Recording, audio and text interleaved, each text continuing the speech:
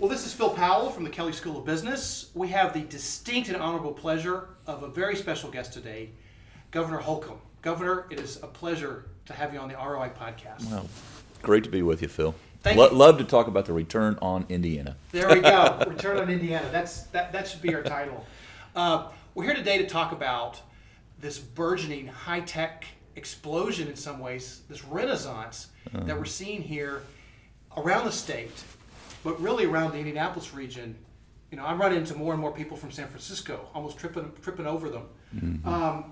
So one question I want to lead with here and get your thoughts as governor and the economic developments that you're leading. You know, high tech. Why all of a sudden? Mm-hmm. Why here? Why now? You know, why does it make sense that we're seeing this in Indianapolis at the beginning of your term, 2018, and what's making it special? Well, Indianapolis is a sticky place, meaning that once you get here, you fall in love with it. And it's for a number of different reasons. It didn't happen overnight. We've been ushering in this renaissance fairly methodically over the years, and not just in my time being associated with state government, but certainly we've seen it take off or launch. But the state of Indiana, when I think about it, we've always been the state that makes and grows things. Now we're just like the rest of the global economy. We find ourselves competing in an innovative economy, folks who embrace the future, folks that understand the scale and the pace of change is unprecedented. And if you either set out to make that your ally or it will be your adversary, you will be left behind. And obviously part of our DNA here in Indianapolis, we're here in the month of May celebrating not just high tech, but we're also celebrating racing. And I look at those drivers on that track every year tweaking and changing something that will give them one more nanosecond of an unfair competitive advantage. And those folks, like the state of Indiana, who seek to integrate all the technological changes that are coming our way, the way we live our lives, the way we eat, the way we build, that's really set us apart, that aspirational, how do we take it to the next level?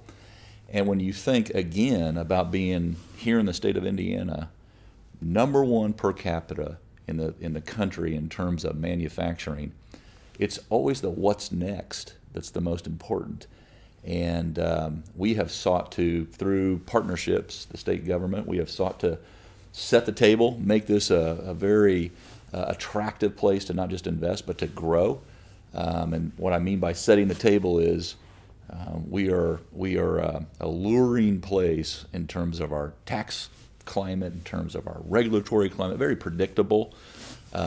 We provide that certainty. Folks know that it's a sound investment, that we're here to stay, that our relationship is or that bond means something. We're not transient in our relationships, whether it's with one another here or around the world. And so setting that table gets folks in the door.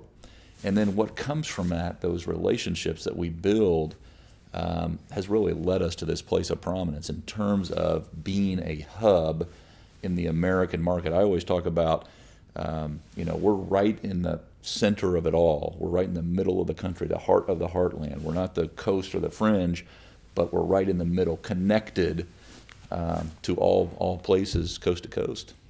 You know, when I talk to the high tech companies here in Indianapolis, they don't. You know, you would think what are barriers to growth? You would think they would say money or technology. No, it's people. It's people. And you know, one thing your administration, one of their signature efforts, I know this last legislative session, was the first step in looking at a complete revision of how the state attacks this issue of workforce. Mm-hmm. And you know, if you think of the high tech sector, probably the one that creates the most value and can grow the fastest and has the highest paying jobs. Yeah.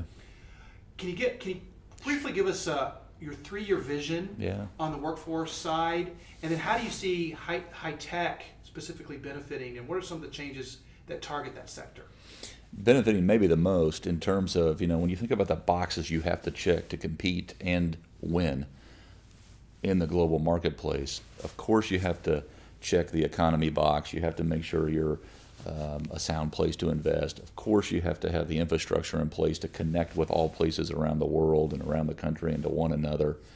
That's broadband internet, that's roads and bridges, that's water ports, airports, all the above. How you connect and communicate with one another. But the box that's the most important, that your greatest asset is people, your talent. And when we assessed the state of Indiana, a state of 6.6 million, we've been acting out of the law of necessity, meaning that we used to be, I talked about it being a strength, being in the middle of it all. That used to be thought of as flyover country. We've made it unaffordable to fly over Indiana. So we check that box. What we have to do is make sure that our talent is being groomed to get from maybe that bottom rung to the middle and have that upward mobility. And to do that, you have to connect, again, people with the resources or the skills to move up. We live in a target-rich environment for this, by the way. That's the good news, bad news of it all. We have 27,000 Hoosiers in our prison system. We have 475,000 Hoosiers who don't have a high school diploma or the equivalency of one. We have 700,000+ Hoosiers who started college and then quit. That's already over 1 million people right there that we can, if we scale them up personally, if we scale them up, then our companies will scale up as well. And so what we've done is, earlier as you alluded to, set out to eliminate kind of the middle bureaucratic territory where fortunately, the state of Indiana, because of our economic position, we have the resources. It's how do we get them to people? How do we get them to employees and employers? How do we connect those two? And so we've sought to get ourselves out of the way, but get the resources to the people. And we've said, okay, there's 5 growing sectors in the state of Indiana: high wage, high demand jobs waiting. We know of exactly where 93,000 of them are. I mean, we live in this world where we have the same number of unemployed people as unfilled jobs in the country. True here in the state of Indiana, 93,000 unfilled jobs where we know where the address is. Now do we know the address of a person who can fill that job? Then what do we do to get that person skilled up to fill that job? Again, we have the resources to do that. So we've said, if you're willing to put in the time, just the time, the state of Indiana is willing to put in the money to get you that credential or that badge or that certificate to double or triple your salary. And IT is a central part of it all. In fact, maybe the most important, because as we watch companies, whether they're in central Indiana, an urban area, or a rural area, think about, I don't lose sleep over data and demographics, but it does keep me up late at night thinking about in 1900, 13% of the world's population lived in an urban area. Today, 56% live in an urban area in a city.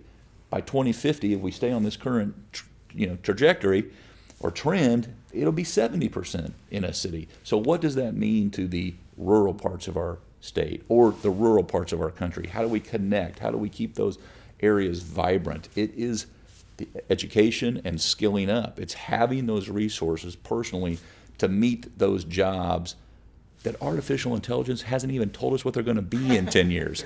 And so we have to respond to that, in addition to the 700,000 baby boomers in the state of Indiana that will retire.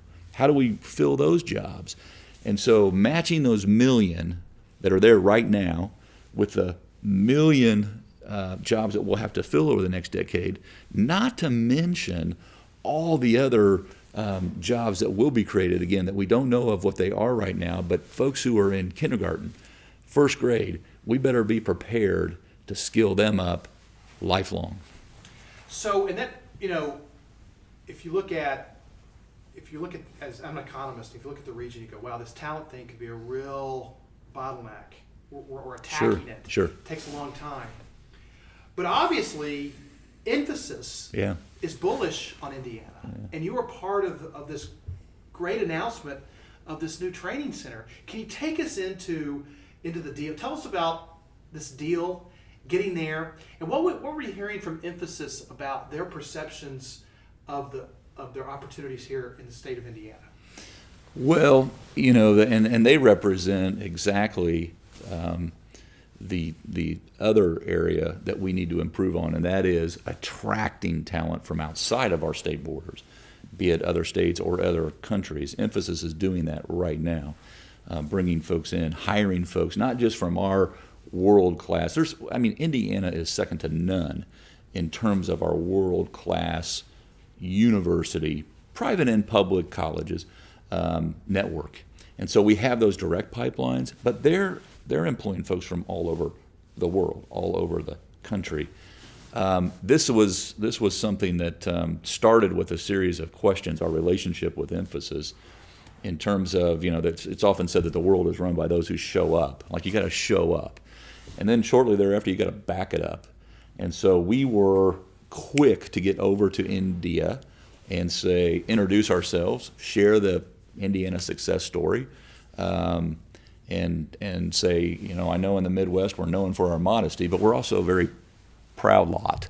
And we want to share our story and talk about how we can grow together, your company. And when you look at the American market or the North American market, we think that we offer you the best opportunity to scale up and grow yourselves. It's not just location being in the center of it all. We also offer this room to grow.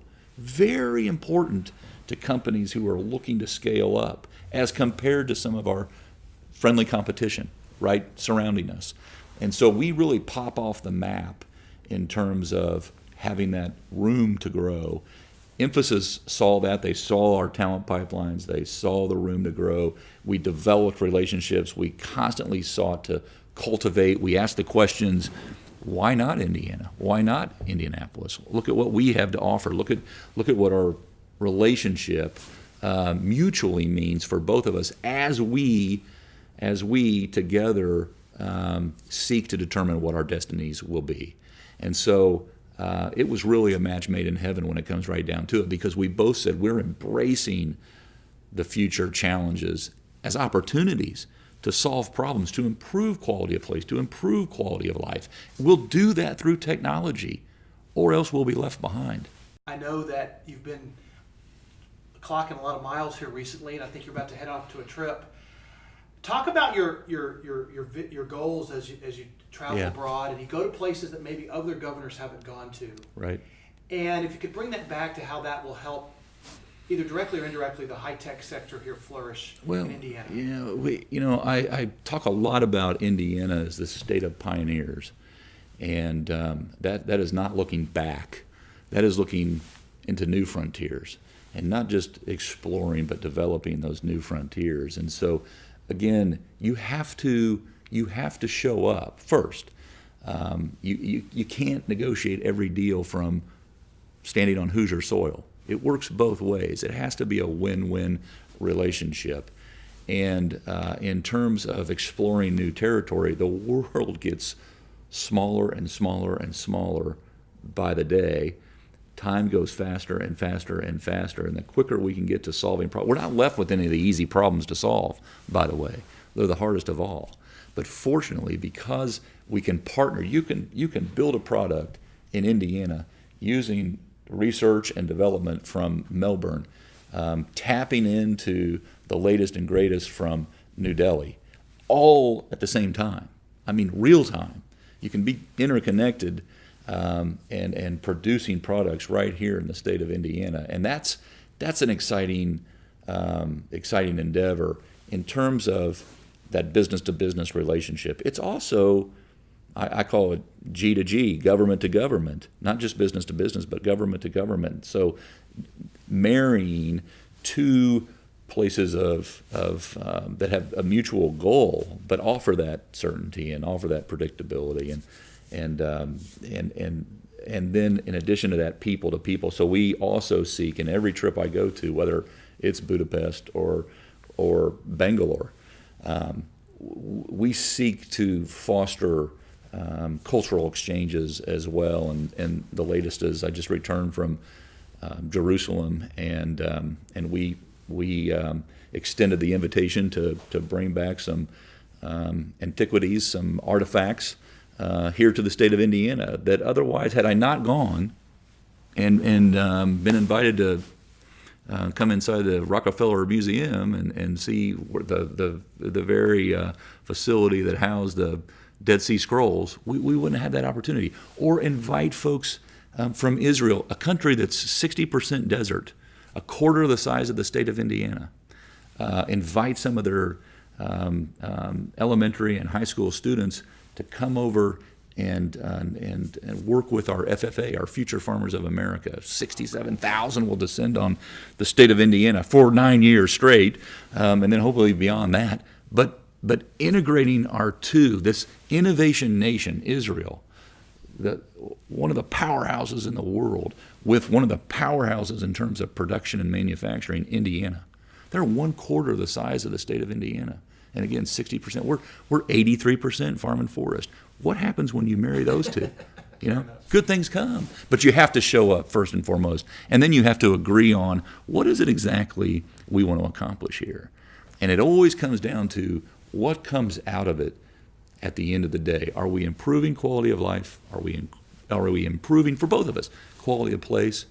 And those are the partners I want to do business with. So, Governor, obviously a lot of our listeners are early in their career. They maybe think about an MBA. They love they might live in Indianapolis, love the new scene here. As governor of this great state, what is some advice or an ask or a sort of a message you'd like to leave with those folks? Well, that's the close right there. I love the final pitch. It's not just dream big, but go big.